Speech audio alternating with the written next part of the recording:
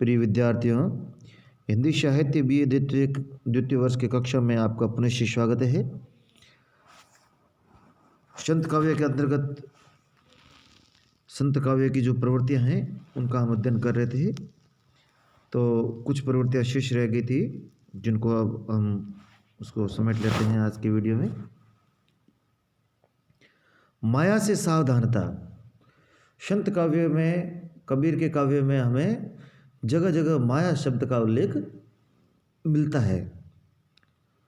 और ये जो माया का जो उल्लेख है वस्तुतः उनके शंकर का जो अद्वैतवाद है या जो वेदांत की जो माया की अवधारणा है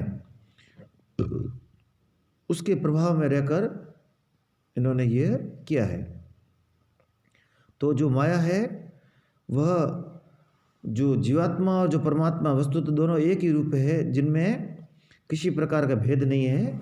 लेकिन ये जो माया है ये ईश्वर की परब्रह्म की एक शक्ति है जो सृष्टि का निर्माण भी करती है, जीव का निर्माण भी करती है और साथ ही साथ जीव और परमात्मा में विभेद भी स्थापित करती है। तो जब तक माया का आवरण नहीं हटेगा तब तक परमात्मा और जीवात्मा में एकत्व या एकता या द्वैतता स्थापित नहीं हो सकती। इसलिए कबीर के काव्य में भी बार बार माया से सावधान होने की बात कही गई है। और पिछली कक्षा में हमने जो माया के रूप में जो नारी है, जो वस्तुतः उसका कंचन और जो कामिनी रूप है, उसके बारे में चर्चा की थी। तो नारी का जो मायावी रूप है या उसका जो कंचन और कामिनी रूप है उससे भी वे सावधान रहने की बात करते हैं। और साथ ही जो अज्ञान और जो अविद्या है, जो असत्य है, जो मिथ्याचार है, वस्तुतः ये सभी भी और जो विभिन्न प्रकार के जो प्रपंच है जिनमें पढ़कर जो जीव है परमात्मा को भूल जाता है, उन सबको वे माया का ही रूप मानते हैं और उसका विरोध करते हैं, उसका प्रतिकार भी करते हैं।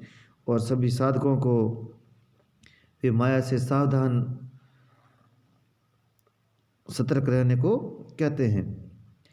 निर्गुण संत कवियों ने माया से सावधान रहने का उपदेश दिया है, क्योंकि रमैया की दुल्हन ने सबको बाजार में लूट लिया है।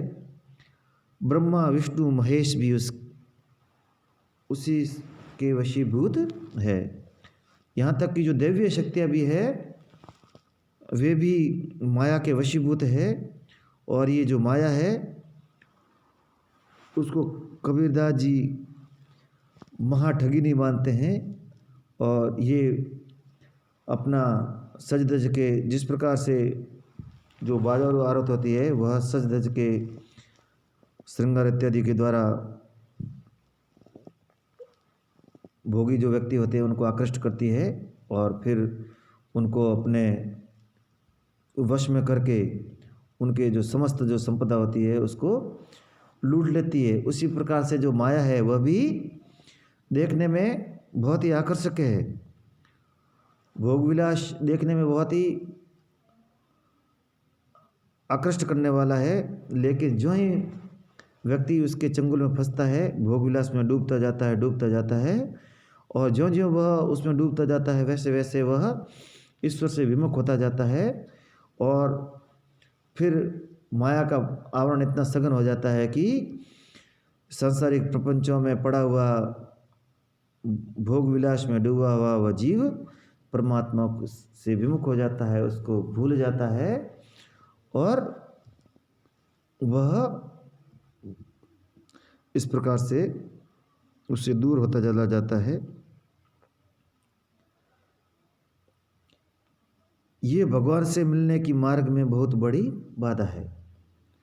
जो निर्गुण जो परब्रह्म है उससे जीवात्मा का जो मिलन है, जो एक अनुभूति के रूप में, एक साक्षात अनुभूति के रूप में जीव अपने अंतरतः में महसूस करता है, अंतःकरण में अनुभव करता है,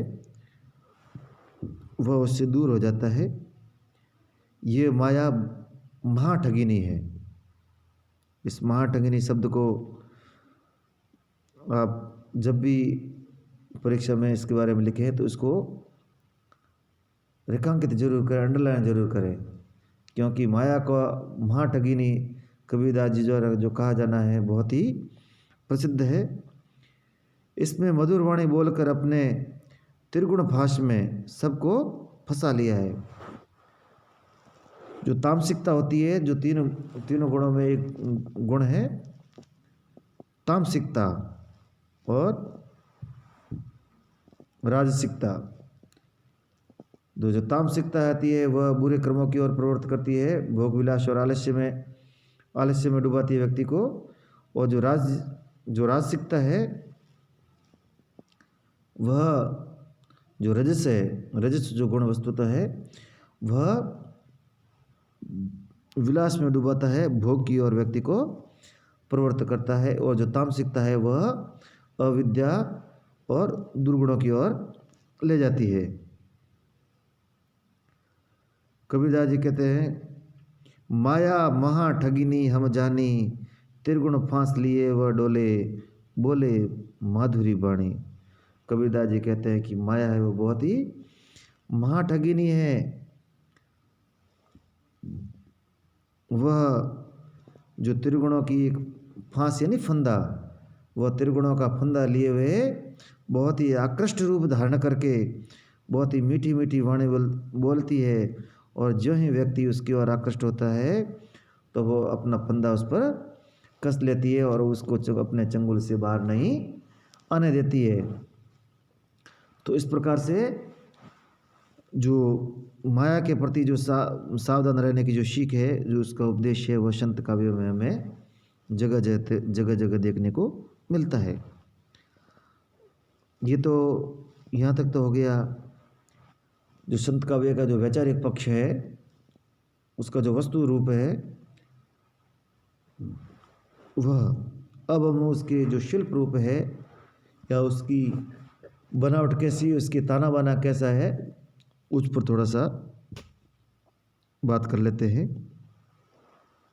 भाषा एवं शैली। निर्गुण संत कवियों की भाषा सामान्य जन की भाषा है। भक्ति आंदोलन में जो जन सामान्य की भाषा में ही उन संतों ने, भक्तों ने अपने उपदेशों का, अपनी बातों का प्रचार किया। इनके काव्य में मुख्यतः गेय मुक्तक शैली का प्रयोग हुआ है। यानी इनके जो पद है, जो इनके जो छंद है वो गेय है और साथ में मुक्तक यानी प्रबंध शैली का उन्होंने प्रयोग नहीं किया है।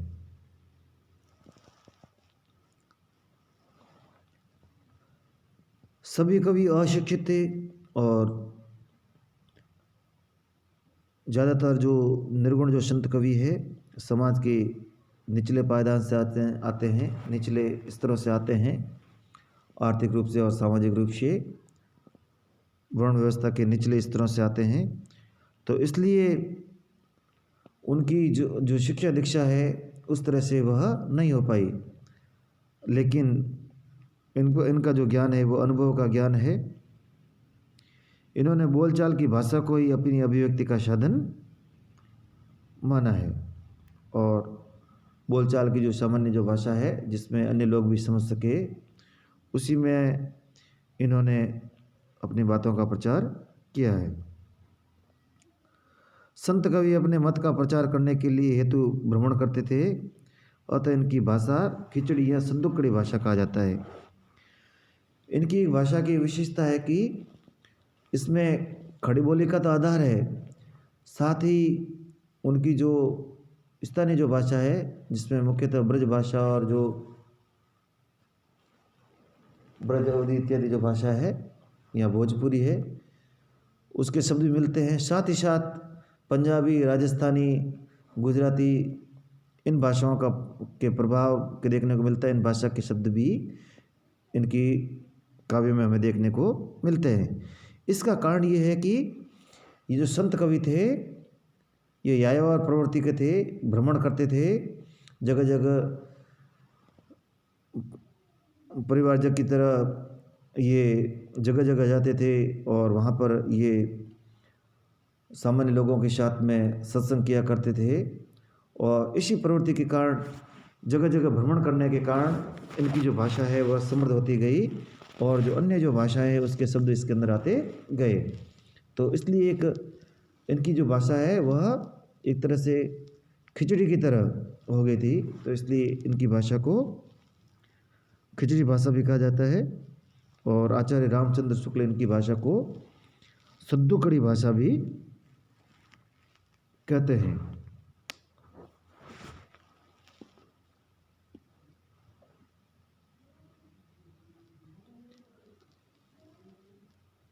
संत कवि अपने मत के प्रचार हेतु भ्रमण करते थे, अतः इनकी भाषा खिचड़ी और सद्दुकड़ी भाषा थी। इसमें अवधी, ब्रज, खड़ी, पूर्वी हिंदी, फारसी, अरबी, राजस्थानी, पंजाबी भाषा के शब्दों का सम्मिश्रण भी हो गया है। संत कवियों की भाषा में पारिभाषिक शब्दों का प्रयोग भी मिलता है।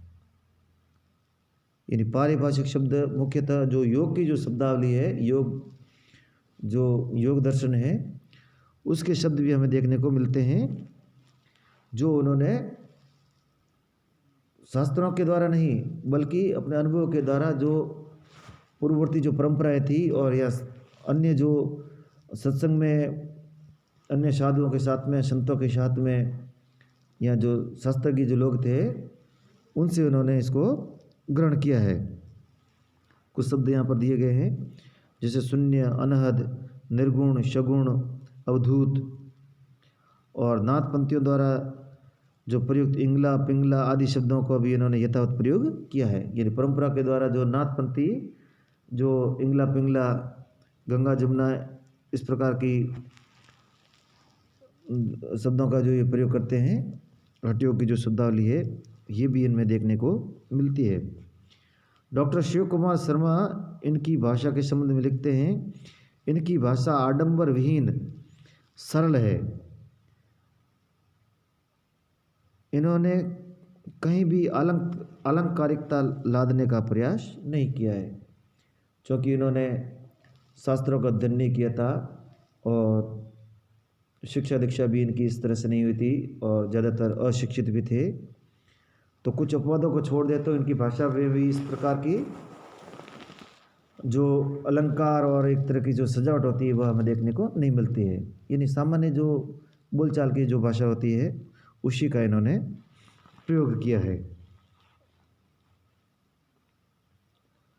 किंतु अनुभूति की तीव्रता के कारण इसमें काव्योचित सभी गुण आ गए हैं, लेकिन इनमें भावों की तीव्रता है, भावात्मकता, भावों की जो तरलता है, जो काव्य के लिए, साहित्य के लिए आवश्यक मानी जाती है, ये गुण इनके काव्य में भी विद्यमान है। और शिल्प पक्ष कमजोर होते हुए भी जो भावों की जो तीव्रता है, भावों की जो तरलता है, उसके कारण इसमें काव्य अच्युत जो सारे जो गुण आ गए हैं और ये काव्य के अधिकारिणी हो गए हैं। शैली, संत काव्य में गेय मुक्तक शैली का प्रयोग हुआ है, यानी ज़्यादातर इनको गाया जा सकता है और उन्होंने मुक्तक प्रयोग किए हैं। यानी जो एक छंद रचना होती है, दो प्रकार की होती है, ये छंद दो प्रकार के कहे जा सकते हैं। जो काव्य है मूलतः दो प्रकार का अपन उसको विभाजित कर सकते हैं, प्रबंध काव्य और मुक्तक। जो प्रबंध काव्य होता है उसके अंतर्गत जो कोई भी व्यक्ति, कोई महापुरुष हो सकता है, उसके जो जीवन की जो समग्रता होती है उसके साथ में उसको रखा जाता है। जैसे रामायण, तो इसमें राम के जीवन को एक समग्रता के साथ में रखा गया है। तो वहाँ पर कोई भी जो छंद है वो अपने आप में मुक्त नहीं है, बल्कि पूर्ववर्ती छंद से जुड़ा हुआ है। उसमें जो कथा आती है उस कथा को वो आगे बढ़ाने वाला है। उसमें जो विभिन्न सर्ग होते हैं, उसमें जो अध्याय होते हैं, उनसे वो आबद्ध होता है, उनसे वो जुड़ा हुआ होता है। जो मुक्तक होता है वो अपने आप में अपने आप में मुक्त होता है, उसमें जो कही हुई जो बात होती है वो अपने आप में पूर्ण होती है।